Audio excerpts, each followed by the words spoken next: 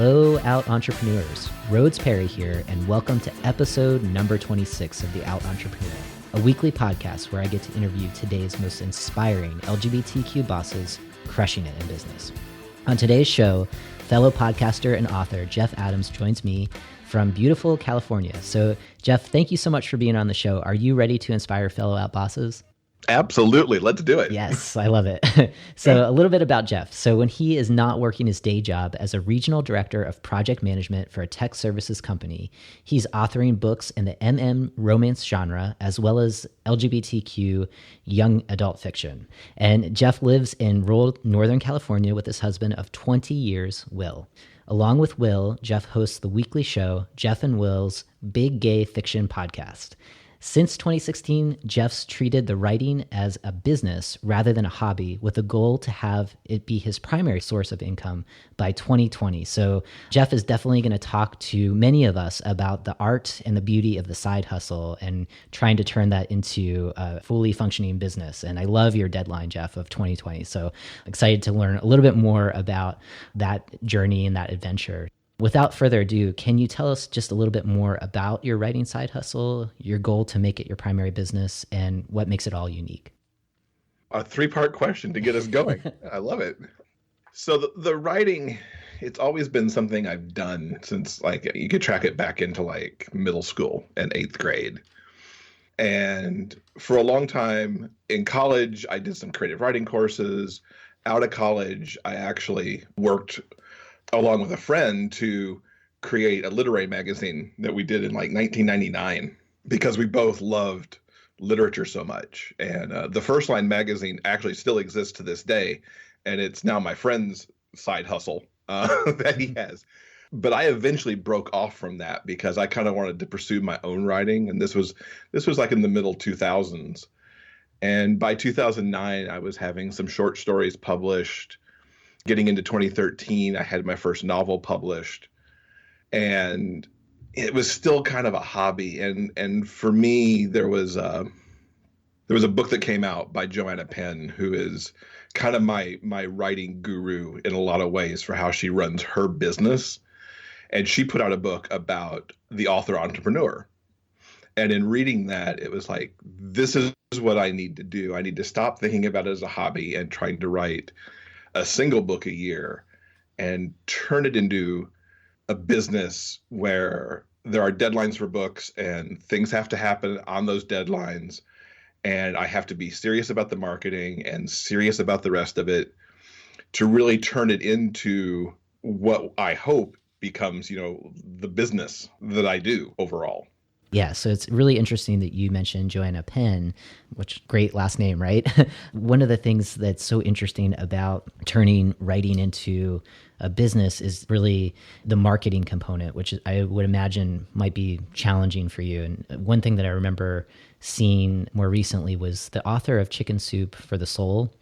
I think he was the one who really shifted this kind of thinking around book is 90% content and 10% marketing to, writing a book is 10% content and 90% marketing, which I feel like, just curious, how does that land for you? And how do you move into the world of turning your craft into a money machine, right? As a way of generating income? How do you balance that? I mean, it's tough. If you looking at publishing today, I mean, it's far different from, I'd say, even as little as 20 years ago. I mean, certainly Amazon's Kindle turned publishing on its head. And then when they started allowing people to self-publish, where anybody can, write a book and upload it, and suddenly they're on Amazon, selling. But at the same time, that really broadens the amount of material that's out there for, anybody to want to go buy. And you no longer have necessarily the publishers who are going to foot the bill for the marketing, unless you're a J.K. Rowling or a Stephen King or a, big name like that. Even if you've got a contract, the marketing's pretty much on you. And I think it's hard in a lot of ways for, let's call it creative entrepreneurs, because it's not just the writers. It can also be, the musicians or the filmmakers or anybody, to have to go out and find your own audience and figure out how to market to them and how to punch through the noise that's out there in social media land, and for everything that vies for everybody's attention out in the world, and get your message through so that you build your audience, who is your audience and not necessarily Amazon's audience or Facebook's audience or Twitter's audience or whatever that may be. It needs to be yours, so that if a piece of your marketing pie goes away, Amazon could decide tomorrow to not sell books anymore, right? You still need a way to reach your audience. It's one of those things that I think everybody in the creative space deals with. Creative entrepreneurs, I think entrepreneurs more broadly, is really developing that audience, and especially online, whether it's collecting emails or using the social media platforms, but really trying to have a funnel where they're engaged with your website, your content, and you're able, whenever you need to reach them, you know how to do that pretty quickly. And so I think that's really, really smart advice. I want to explore a little bit more about your commitment to starting this business by 2020. And for a lot of entrepreneurs that I chat with, they're drawn to starting their businesses for typically one of two reasons. And sometimes it's a hybrid of both, but usually one outshines the other. And the first is that they felt a calling to pursue a purpose-driven idea. And the second is that they came to a point in their careers as an employee where they could no longer conform to the culture of their current workplace. And I'm curious, Jeff, as you're motivated, you're on this pathway right now, you can see the vision of starting this business by 2020. What's the main driver for you right now? I want to spend my days creating. That's really the thing that it is. My background is in journalism, despite the fact that I am now, working in the tech space. And, so for a long time, that's where I got my writing out there, even though it was nonfiction based and interviews and typical journalism, material. But the drive to write stories and even to spread the word about the genre that I write in, through the podcast. I want to create. And I'm lucky that my day job, I don't mind my day job. I mean, I'm very lucky in what I have, in that I can say I like the people I work with. I like the job that I do. Like any job, you have days where it's like, ugh, what was that?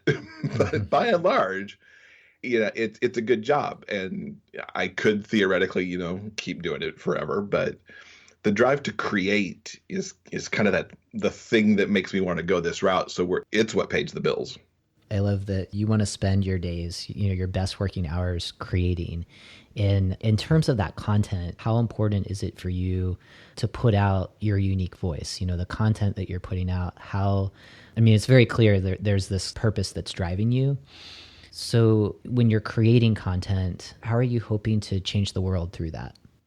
There's just the idea of the stories that I just want to tell. And certainly in romance, you play within certain rules of romance. Like it always has to be a happy ending and certain things like that, so that the audience knows what they're getting when they buy that particular kind of product.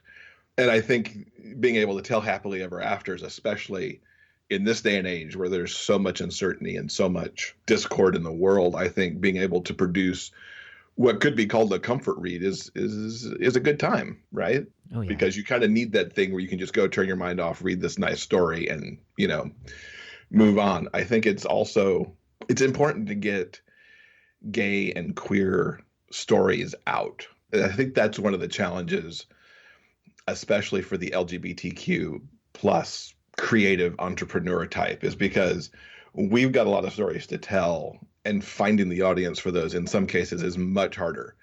On the other hand, it's also the opportunity to kind of break down barriers, because you get these stories in front of people who may not have been exposed to them, and you can, change their mind and therefore change their little corner of the world, right? 100%. Yeah. I was reminded of that just the other night, just last night, actually, because we finally are watching When We Rise. That happened like 3 months ago, but we're finally watching it. And I'm just in that moment to see these stories presented on primetime broadcast TV. Somebody took the chance on Dustin Lance Black, an LGBTQ creative person, and put that stuff on the air. And now, how many ever millions of people saw that and will see it going forward. It's such a tremendous thing to have that out in the world, right? And so I think, and those are a couple of my drivers. Also with the YA fiction, I want gay and queer kids to see some representation of themselves. When we first met, we actually met on a charity bike ride to fight against HIV. That was in New York. And you were sharing that you were writing a young adult fiction book and that you had a trans character in the book, which made me so excited because I remember as a little kid reading a lot of young adult fiction and imagining myself in these roles, but never connecting truly in a way because I never had the opportunity to discover a trans character in those stories. So a lot of imagination was happening in kind of the early 80s for me. But I think that it's really heartening to hear that you're developing stories, especially for young adults, so that they can connect and not feel isolated, especially in areas, where you're not as connected to LGBT communities. And so I want to thank you for that. I want to shift a little bit and talk more about your own identity and how you think that it is influencing your work, obviously, but just to share that with our audience about how being out for you can help you create a really thriving business, especially as you look towards 2020 and just kind of really breaking out from your side hustle and transforming your writing into your business. Well, certainly, I think as a gay man, I bring a certain knowledge to these stories. And for the things that I don't know in my own life experience, I've got a good network of people that I can go talk to. You mentioned the trans character I had in that one book. I was lucky enough to know this guy before and after his transition, and he was very generous to me. And we had hours of conversation where I just asked the questions that I needed to know to help me form what I hope was a fully rounded character for this book. Even though the character was a supporting character, I wanted, if somebody who was trans or who knew a trans person came across that book, I wanted them to see this fully formed character here, what their troubles were and what their triumphs were, within the context of the story. And so I think that helps a lot to be able to tell some of the stories that I want to tell. And it might also, at least within the genre and when I'm talking about it, add a little bit more to it because I am a gay man who's lived my own romance. I've got my own happily ever after with my husband.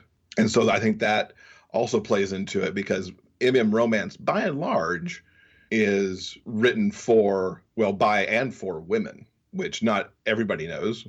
If not every LGBT I did person not know necessarily that. knows So that. Yeah, that's interesting. I did not know that. But it's true. I mean, there's a segment of gay men who read it, because we live those kind of stories. But it is largely the authors are women and the readership is women. And I think potentially, bring the gay man perspective to it, even as you're writing the comfort read.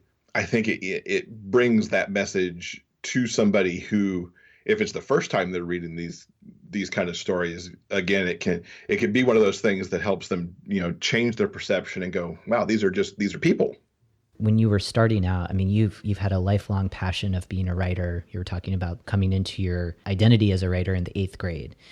Was there ever a moment when you were putting out your stories where you thought about potentially covering or not being 100% out? Or did you ever felt like you were censoring writing about openly LGBT characters in your work? And if so, could you just talk a little bit about that? Because I'm trying to get you to share some advice for those LGBT writers out there who may hesitate, in terms of really sharing stories that are central to being LGBT for one reason or another, potentially, and kind of not attracting people to actually buy your work.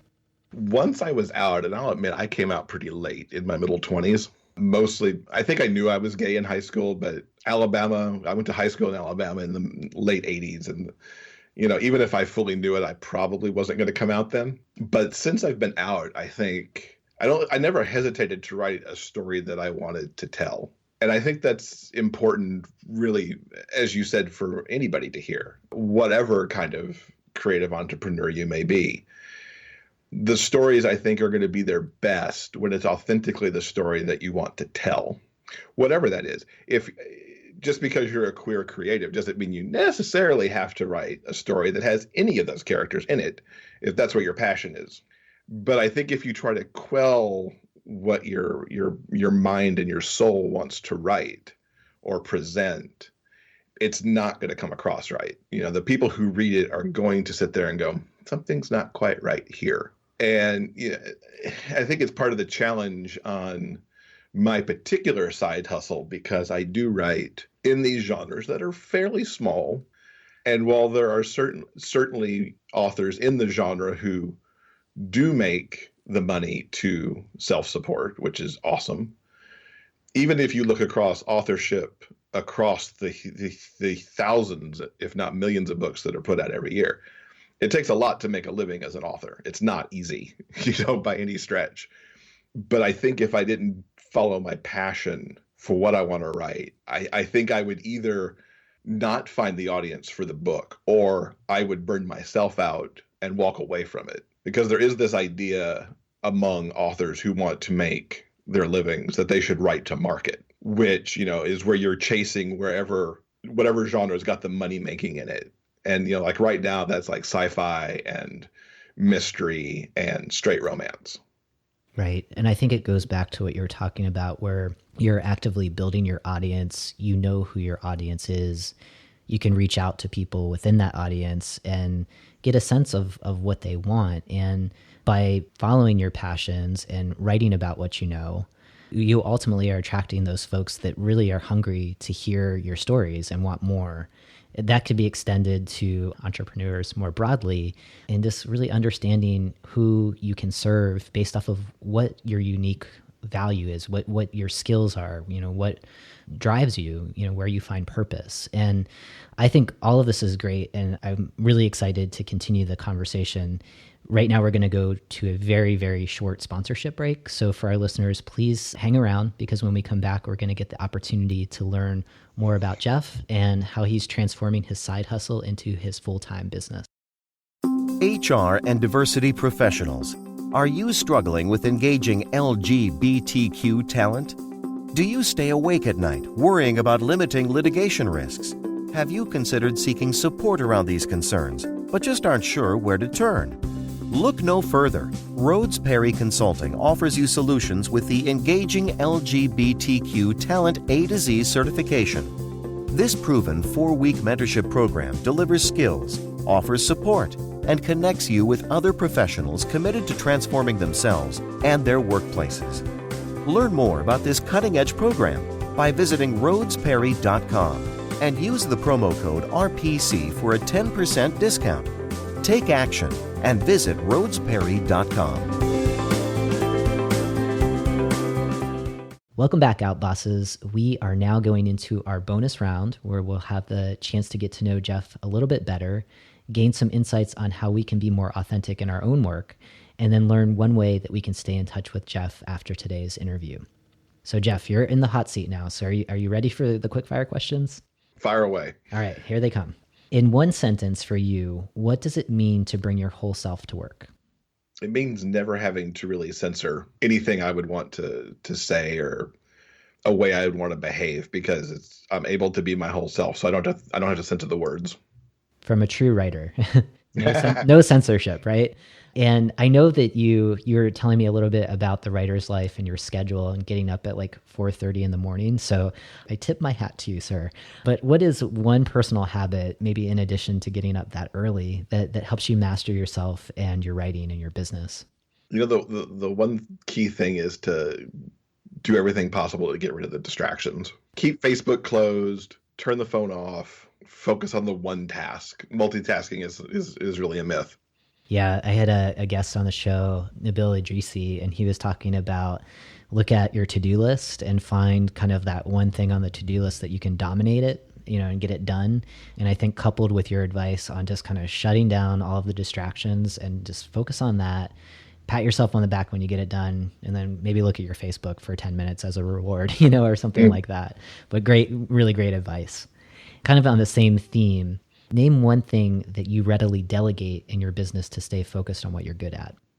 I think I delegate a lot of my line edits and proofing, because that is not my strong suit at all. I mean, most authors have to give up their line edits anyway, because they need somebody else to actually find the mistakes. But I discovered that I may have never learned how to use a comma correctly in the first place. So Yeah, many of us are in that boat. So yeah, it's also one of those things because you're so close to your work. It's like you're inside of this bottle and you can't see the outside. You can't see the finished product. And yeah, I think that that's great advice. Like kind of as much as you can and as much as you can afford to kind of delegate out, the kind of more administrative side of things or the technical side, so you can focus on the vision and the content. You're so much better off there. So can you share a book or a podcast that has contributed to your success as a writer and as someone who's on the path of starting their own writing business? I would point again to Joanna Penn. She's got a weekly podcast called The Creative Pen, and she's always got interesting authors, sometimes other creative entrepreneurs. Sometimes she'll have somebody on and I'm reading the description, I'm like, why am I going to listen to this? And then I start, it's like, that's why I'm listening to this. Yeah. Nice surprises along the way, right? Yeah, exactly. She's a thriller author, so she doesn't write in my genre at all, but her savvy in the self-publishing business and publishing overall is amazing. And she's over 300 episodes now. And as a fellow podcaster, you know what it takes to get one episode out, let alone 300. That's amazing. That's amazing. And yeah. She's a consistent weekly listen for me. And I also tend to buy her writing business books too. Thank you. And I'll be sure to share all of her information in the show notes. So please share one piece of advice to inspire the next generation of outbosses to take that first entrepreneurial leap. I'm going to sound like Nike, and I'm going to say, just do it. You really have to, it takes a lot to want to, believe in yourself, because there's all the voices that say, you're supposed to keep your job. You're supposed to stay employed and let other people kind of be the bosses usually. And it's all like, why are you trying to hop out of the lane? But you just got to follow your heart and follow your passion and do it. I would say do it reasonably, so you're not just taking the leap. Like, I still have my day job and I will keep it until I know that I can, make the change. Yeah, it's that kind of direct action and taking risks, but making sure they're calculated risks. And the great thing about what I loved about reading your bio is you've got this deadline and you're working towards that and you can see it. And you're surrounding yourself with, either in real life, naming a mentor like Joanna Penn, people that they're already there and you can see yourself with them as peers. And I think that's such excellent advice. And Jeff, before we go, I want to thank you obviously for your time and for inspiring those folks that are on the path and they're not quite there yet. Before we go, can you share one way that we can stay in touch with you and learn more about your business? Sure. I'm going to give you two just because. Probably the best two ways to do it are either my author website at jeffadamswrites.com or via the podcast at biggayfictionpodcast.com, because we do spend a little bit of time at the top of most shows talking about what's going on in the business right now for us as writers, because my husband's a writer too. So there's usually a little bit of whatever's happening in the writing business in that moment, both good and bad. Well, let's not say bad. Let's say whatever the challenges might be. And again, I will make sure that those are in the show notes as well. So Outbosses, thank you so much for tuning into this week's episode. It is always my privilege to connect with you and so many other inspiring bosses just like Jeff. So as a next step, check out the show notes for highlights from today's conversations, subscribe to the podcast, and consider leaving a rating and review in iTunes. And for now, keep being your authentic selves 100% of the time.